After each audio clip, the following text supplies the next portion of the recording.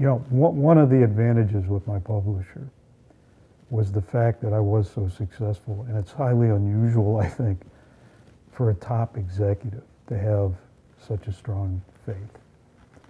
And so the publisher and others felt that, you know, this is a very interesting story.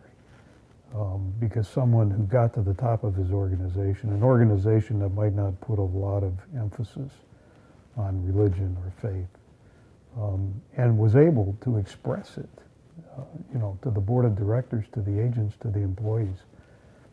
I remember I spoke to a group of 5,000 agents once, and 5 of our board members, the New York Life board of directors, were sitting in the front row.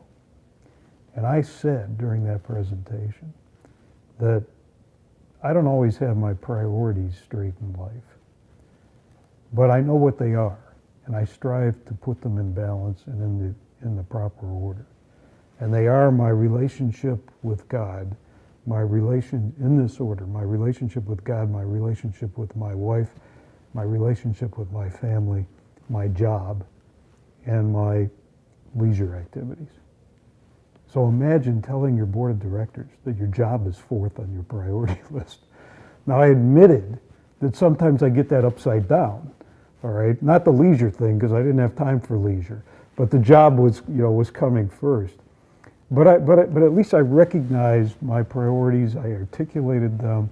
There were 5,000 agents in the audience who heard that. And there were 5 board members who heard the president of the company saying that the job is 4th on his priority list. Well, you know, there are a lot of, people aren't going to all elevate and rise to the position I did. You know, it's pretty rare.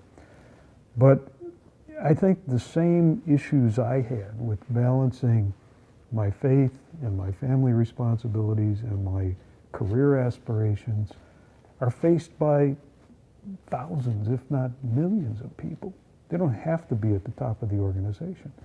And I think for them to know that the way I dealt with that was through a heavy reliance on God and prayer in the workplace, not just at home, not just on Sunday in church, not just at home at night, but in the workplace, I think is an encouragement and a lesson that they can take with them and begin to bring God into their life in a bigger way, and to trust in God. When I talk about the prayers that aren't answered immediately, or, you know, the birth of my kids were deferred 16 years, trust that God is watching after you and knows the right answer. In the case of my kids being born then, you know, I say in the story that the real miracle was the adoptions, and we might not have done those adoptions if we had immediately had natural born children.